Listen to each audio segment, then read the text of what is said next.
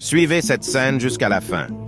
Ce jeune homme a dérobé les téléphones du vendeur et les a introduits dans le sac de la femme enceinte. Elle n'a pas su ce qui s'est passé. Cet homme à côté l'a vu introduire les téléphones dans le sac de la femme. Le vendeur a fini de servir la femme et elle s'est en allée. Le jeune homme a commandé ce qu'il veut acheter. Le boutiquier est en train de le servir et il a remarqué la disparition de 16 téléphones. Il les a cherchés à côté, mais il ne les a pas trouvés. Il dit que c'est lui qui a pris ses téléphones de les lui retourner. Mais il dit qu'il n'a rien pris. L'homme est toujours là et les observe. Malgré tout ce que le boutiquier dit, il dit qu'il n'a pas pris ses phones.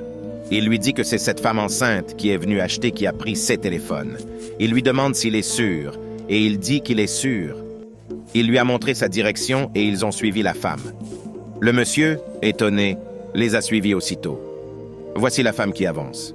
Elle est enceinte et n'arrive pas à aller très vite. Ils l'ont vue et ils ont couru pour le rattraper. Il a interpellé la femme. Il lui dit que c'est la femme qui a dérobé ses téléphones. Le boutiquier lui dit qu'il cherche ses téléphones. Que le jeune homme dit qu'il l'a vu les prendre. Abonnez-vous pour la suite. Ils l'ont vu et ils ont couru pour le rattraper.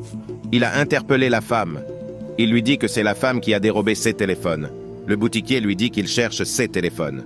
La femme dit qu'elle ne comprend pas. Qu'il parle de quel téléphone, mais il lui dit de ne pas faire semblant de retourner les téléphones. Mais la dame dit qu'elle n'a pas pris ses téléphones. Le jeune demande à ceux qui fouillèrent son sac si elle est sûre qu'elle est innocente.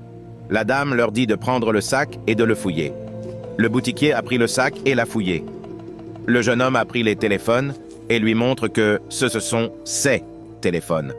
Mais la femme lui demande comment ses téléphones sont mis dans son sac. Elle dit qu'elle n'a pas volé son téléphone. Mais l'homme ne croit pas à ce qu'elle dit et crie sur elle. Elle dit qu'elle est innocente, mais le jeune homme dit qu'il l'a vu lui-même prendre les téléphones. C'est inadmissible. La dame s'est mise à genoux et lui dit qu'elle n'a pas pris ses téléphones. Mais il l'accuse toujours. Soudain, l'homme qui était témoin des faits s'est approché et demande ce qui se passe. Il dit que la dame est venue dans sa boutique et qu'elle a volé ses téléphones. Mais l'homme dit que c'est le jeune homme qui a pris ses téléphones et l'a introduit dans le sac de la dame. Il veut nier, mais l'homme dit qu'il l'a vu. Il a relevé la femme et lui a présenté ses excuses. Le jeune homme demande pardon, mais ils ont décidé de l'amener au commissariat de police pour répondre à ses actes. Ils ont présenté des excuses à la femme. Tout acte que l'homme pose a des conséquences. Même si l'on ne voit pas, il y a Dieu qui est dans les cieux qui les voit et paie le prix. Que cela sert de leçon à plusieurs.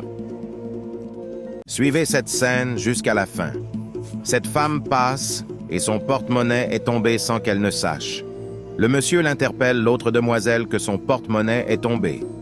Mais elle lui dit que c'est son porte-monnaie. Mais l'autre demoiselle réclame que c'est pour elle. C'est inadmissible. Le monsieur est confus. Mais la dame dit que le porte-monnaie l'appartient. Le monsieur lui demande combien elle a dans le porte-monnaie. Elle dit 10 000, mais l'autre dit qu'elle a 10 000 aussi. L'homme lui dit, qu'en le voyant comme ça, qu'elle ne peut pas posséder un tel porte-monnaie. Et il a décidé de le rendre à l'autre. Elle a pris le porte-monnaie de la femme et s'est en allée. Le femme ne sait pas quoi dire. Elle réclame toujours le porte-monnaie.